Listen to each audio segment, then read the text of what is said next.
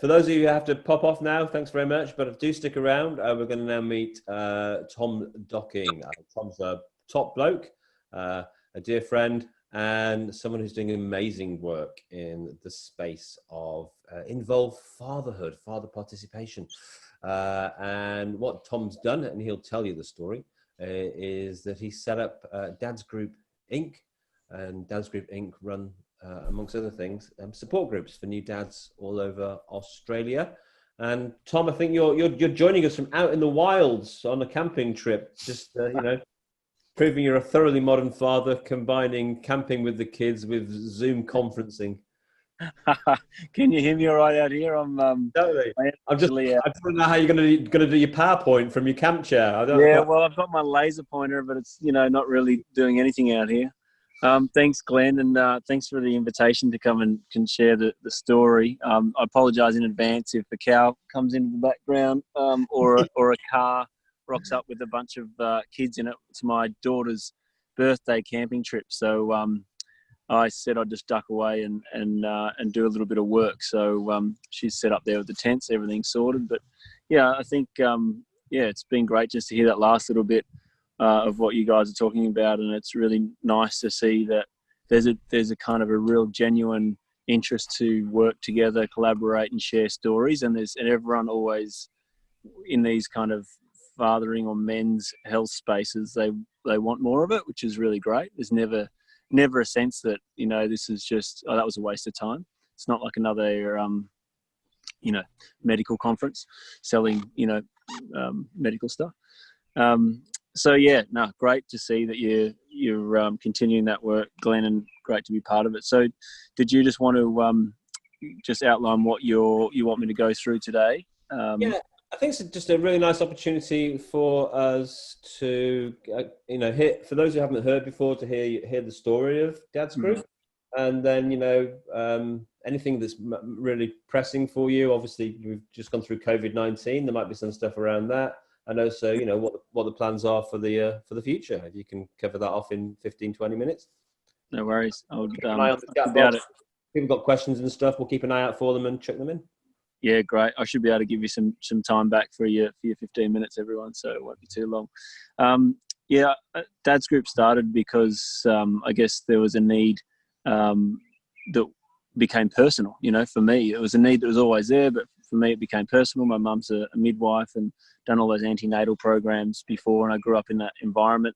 And she used to kind of run antenatal class, and she'd every now and again share the fact that a man would come or a couple of guys would come and they'd really be engaged, but there was nothing for them. And then I wasn't planning to have any kids that year, but my wife and I were up on Hayman Island, and we kind of sold everything, gave everything away, and we're on a 2-year trip around the world type thing. And then we ended up getting pregnant. So that was a shock. And that shock was probably more of a shock than I had ever thought it would be. And it was something that I was not prepared for. And the interesting thing about shock is that it kind of hits people in different ways. And, you have to respect how it hits people, because it's not always the same. Like, some news can be really exciting for some and really daunting for others. And for me, Kate said that my wife, she just said I didn't talk for about 2 or 3 weeks. So, for those of you that have connected with me, like that's not that common for me not to talk for 2 or 3 weeks. And so, I guess I went through this time when I was just shocked and not ready and not hadn't planned any of this. And so I looked into, and apologies, there's just some cars coming past. I looked into what was out there and did some research into what kind of programs were available, and was just really surprised that we've got such a advanced society with so much technology and so much research, and there was no support or programs for new fathers. And I spent some time with 2 of my mates who had little infants at the time, and those guys were just normal dads, and I didn't have my first child, Evelyn, then. She was still on the way. But when I got to hang out with them, I was able to feel comfortable learning from them. And I was in this kind of learning environment that was really, I guess, I could ask any questions that I wanted to, and I felt like I wasn't going to be judged. And growing up in an Aboriginal community, there's these kind of men's spaces or men's business that we would do, and that was very much a learning environment. And I just realised that we didn't have those types of spaces in our society so much at the moment. You find them in isolated pockets. But I just thought, wouldn't it be wonderful for every new father who has all their challenging questions from, we joke about no sleep, no money, no sex, and all the associated complex questions that are connected to those things throughout fatherhood, a place where you can actually learn or ask those types of questions where other people would understand the sensitivities of them, respect that, but also be able to have a laugh as well. And so we started just, running dads groups where dads would catch up with their infants. And, we looked and found that other people and other organisations had tried these before.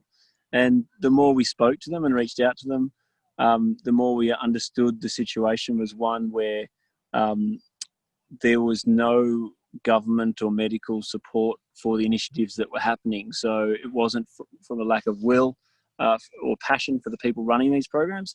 The challenge was sustainability. So dads groups had happened before. We weren't the first people to do dads groups by any means. As 50 years ago, there was dads meeting up with their babies, but there was nothing that was going to change the culture of fatherhood in a way that was going to be sustained. And so we've spent the last 5 or 6 years researching and implementing various programs with councils and hospitals, with Movember and with the federal government and state governments, and just identifying where does this fit and who is the custodian of this this support, this gap that we have in our society, and who should the custodians be. And we all know that when you're making social change, it's because there's a need that's not being met by whoever might govern that part of society. And you look, our long-term belief is that it's a space for governments and hospitals and the medical space to address, but to be able to get there, there's our organisation and a number of others who bridge that gap for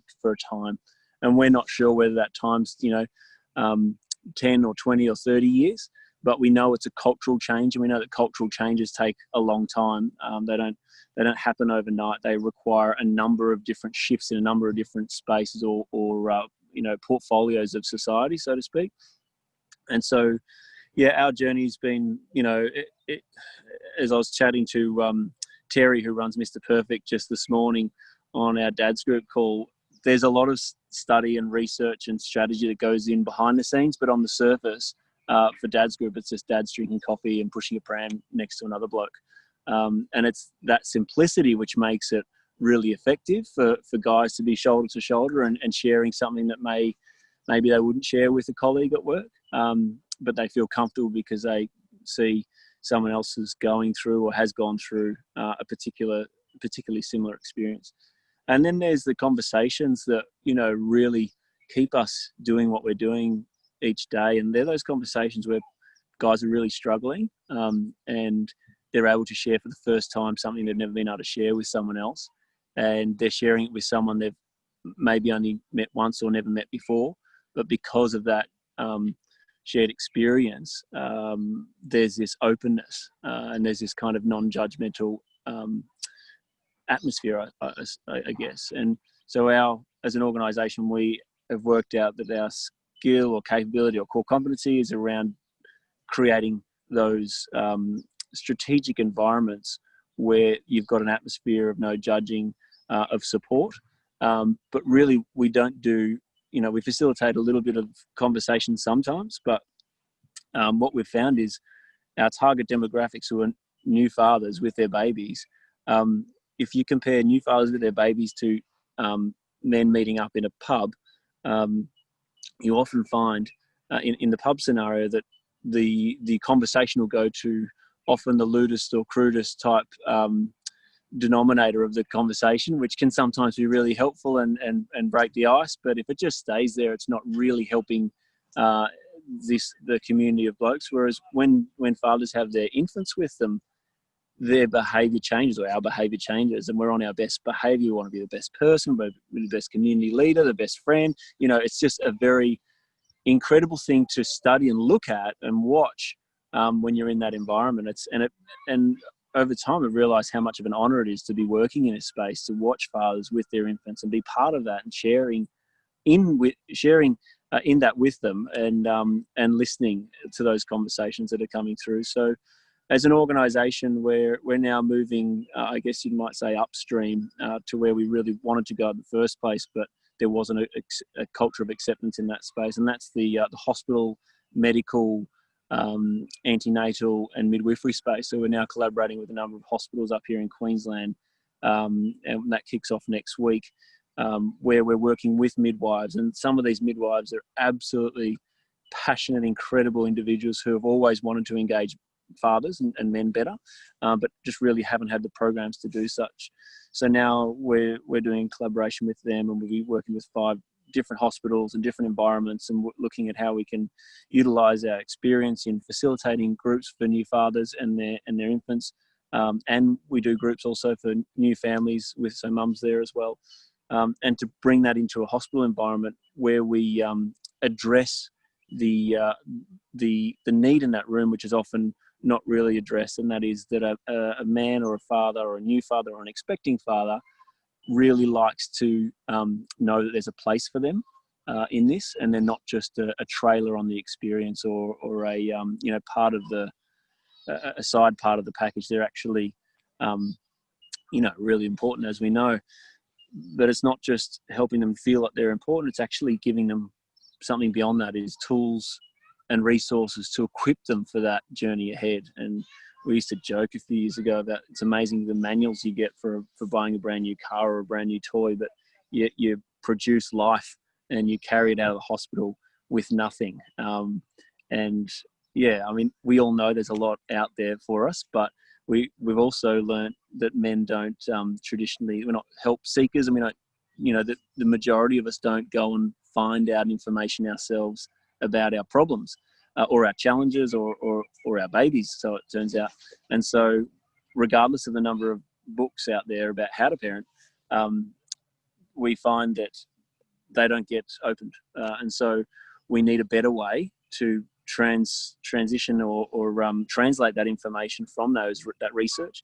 And that is through human connection. And men, as we know, enjoy connecting with other people and sharing their own story, and also listening to other people's story, and from time to time offering some helpful advice. So organisationally moving from council, so we're still doing council related dads. We work with council to establish a dads group. We've established quite a number of those over the last 6 years. We're trying to move away from the metrics of measurement around groups and more around the numbers of events, because whether you have a group, you're not sure how often they're running events or how often they're meeting, etc. But the number of events that we're doing is a clear metric towards knowing that dads are meeting other dads with their babies. So I think we've done well over 1,000 events in the last 6 years, and we've spoken to thousands and thousands of mums and dads and midwives and practitioners and doctors and researchers, we're really excited to be moving into a new chapter where we're not only taking our learnings, but we're working with partners such as university partners to we've got the evidence for why this is needed and necessary and helpful. And so that helps us. A few months ago, we were in Canberra presenting this to the Prime Minister and Cabinet, and their and also the Health Minister and the Department of Social Services, etc. And there's a growing understanding of this being a need. I do think there's probably a fear that what would that mean for the health system, and obviously the costs associated with addressing this need. But we do point to the challenges of family violence and suicide, saying that there's a healthy metric to identify what you could be reducing by doing a better job in that space potentially. And here's the evidence of why we think these two are correlated. So that's really exciting for us. As I said, we don't know how long our journey will be here, but When we first started doing this, we thought it was probably something you need to commit to for about a generation, so maybe a 25 years type thing until you have the change. It's probably, after 6 years, it's areas are going faster than we thought, other areas are going slower than we thought, as you probably expect.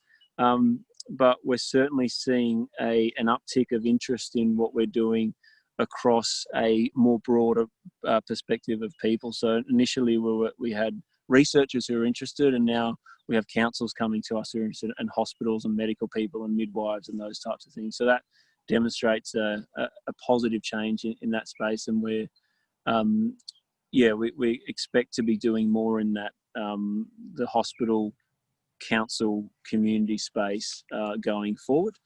And with respect, you mentioned before, Glenn, around COVID and how has that impacted us. A lot of our dads groups have been running Zoom dads calls, and you meet up at 10 o'clock on Zoom and you're making your coffee at home with your little infant, and we've been running those every day, which has been great nationally, and then the other guys are doing them locally.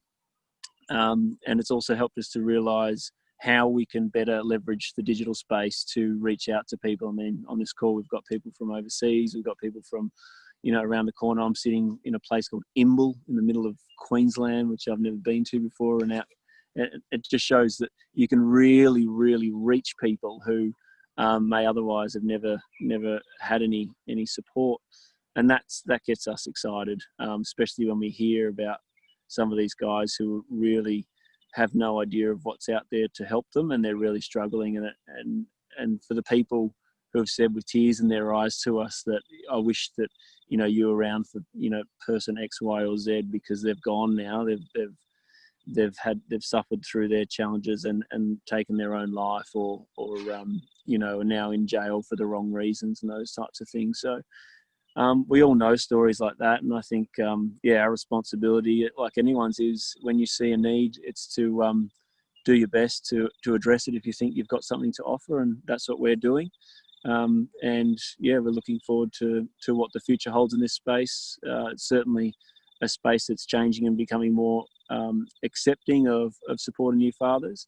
And the exciting thing that we're really driving and working with organisations such as the Healthy Male and Movember and various research institutions is that there's an increased need, as we kind of kicked off and started talking about at the start, for collaboration, and true collaboration, where people work out, well, what do we actually value and how can we contribute something that's not going to take away from what we need or want or our organisational objectives, but it's going to actually add to our positive outcomes, but also our partners' positive outcomes. And I think taking the time to work out how to collaborate for us has been the best way to identify growth in this space. So, I think watch this space as we look to the other organisations in the men's health and fatherhood health space, and we look at how collaboration can really, expedite us, because we all have those problems around. And I was just chatting with Terry, as I said this morning,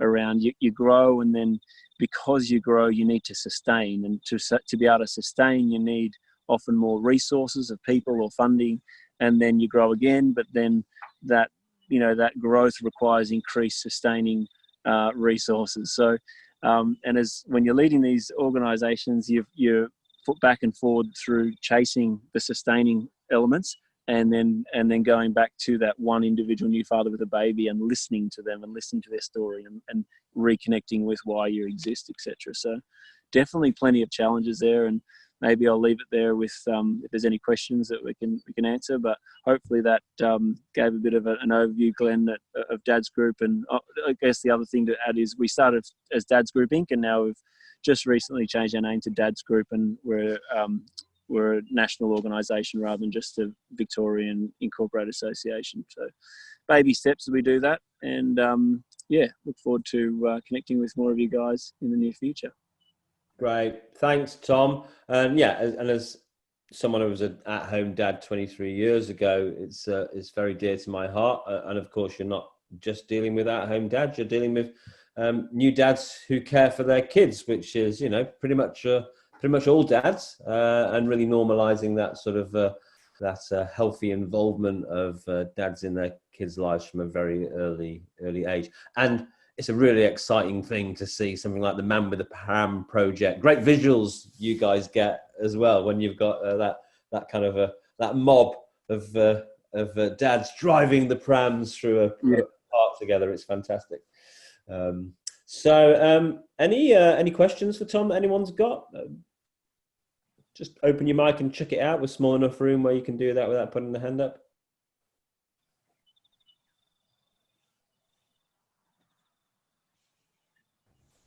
Hey, Tom, a quick question, Tom. How do you find people react online, engaging in a dad's group forum as opposed to face-to-face?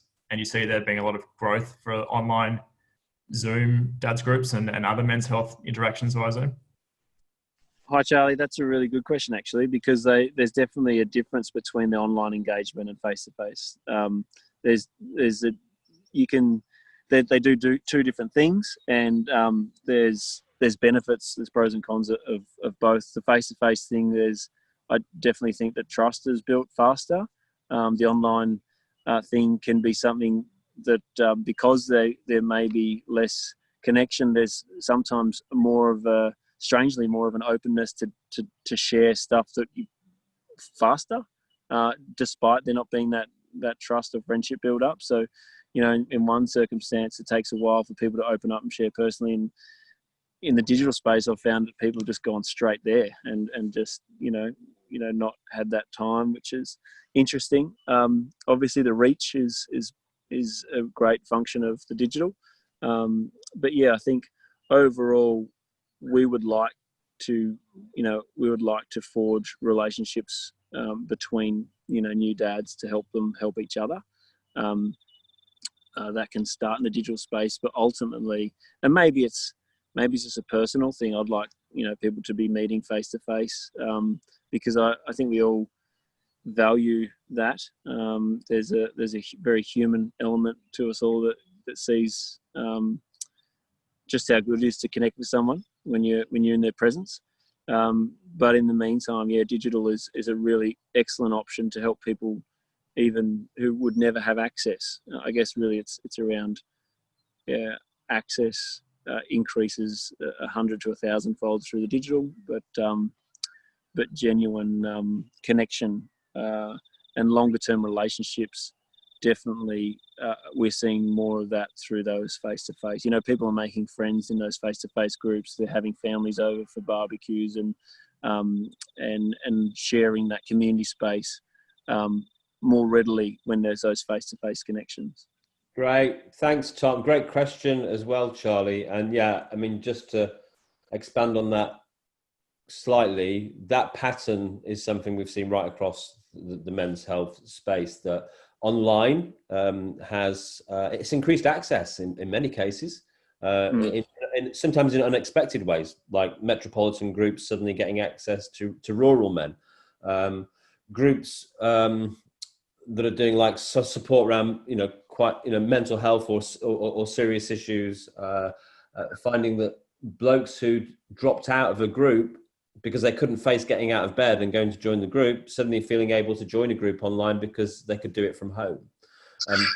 But also at the same time, people dropping off because the online space didn't work for them. So there's these two extremes of increasing access, but also reducing access to some people. And it's not necessarily divided in simple ways people think. I mean, you might think that age would be one of the dividers, but we had a group on whereby it was an older men's group and their oldest members were 93 and 94.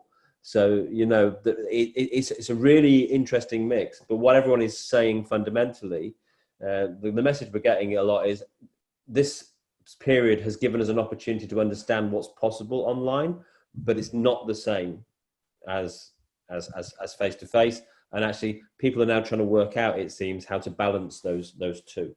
And I think one of the exciting things that's happening in men's health more broadly is that the cow, Tom, in the background. Yeah. A lot of things have happened online in the past month, but that's definitely the first time I've been heckled by a cow. Obviously a very anal timekeeping cow going, come on, this session was supposed to stop at 3:15. It's 3:19, clearly. something that's really exciting that's happening in the mental health space, and Tom came to the event that speaks to this, is what we're calling the men's mental health movement. And in the way that men's sheds emerged from the grassroots 25 years ago, and first were individual sheds popping up, and are now a kind of a network of sheds, and you've got that top-down kind of oversight, and and a national organisation. But each individual site is grassroots and providing opportunities for men to form friendships and support for life. And I think we're seeing groups like Dad's Group and Mr. Perfect that Tom's been referencing when he's been talking about Terry, and the Man Walk, which now has 70 groups, the Tough Guy Book Club, which has got 30 outlets. This is real emergence of men of working age, not just fathers, but just men of working age wanting a formula and opportunities to form social connections that aren't simply associated to the pub and to sport. Though those things, still play a role in bonding men. And it's a really exciting time, but that sort of grassroots movement hasn't yet been, from the bottom up movement, hasn't yet been met really well by government from the top down. In the way that government has met the men's sheds movement from the top down really well now, and chucks a lot of money into it from various levels of government. So I think we need to harness that.